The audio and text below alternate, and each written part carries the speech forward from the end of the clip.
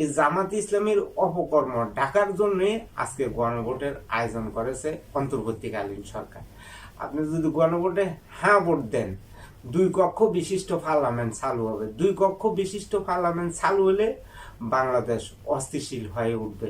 দুই কক্ষ বিশিষ্ট পার্লামেন্ট হলে লুটপাট দুর্নীতি বেশি হবে। যদি হ্যাঁ ভোট দেন, 16ই ডিসেম্বর থাকবে না, 21শে ফেব্রুয়ারি থাকবে না।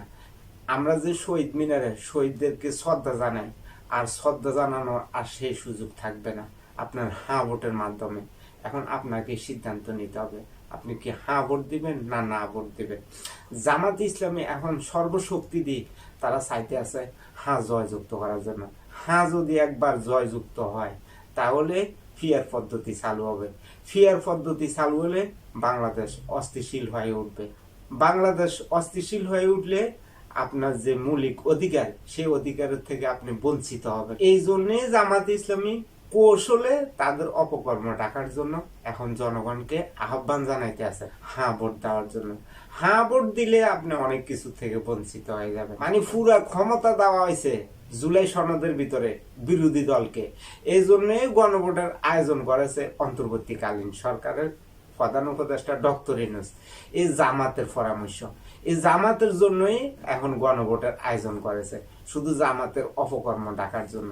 এখন শফিকুর রহমান বাংলাদেশের জনগণকে আহ্বান জানাইতে আছে যে গণভোটে আপনারা সবাই হ্যাঁ ভোট দেবেন। হ্যাঁ জয়যুক্ত হইলে আপনারা অনেক কিছু ভোগ করতে পারবেন, আর যদি না ভোট দেন অনেক কিছু থেকে আপনারা বঞ্চিত হবেন, এই কথা বলতে আছে। কিন্তু তাদের যে অপকর্ম ঢাকার জন্য হ্যাঁ ভোট চাইতে আছে বাংলাদেশের জনগণের কাছে, এই জিনিসটা আসলে বাংলাদেশের জনগণ বুঝতে আছে। বাংলাদেশের জনগণ তো আর জুলাই সনদ ফরি দেখে নেই।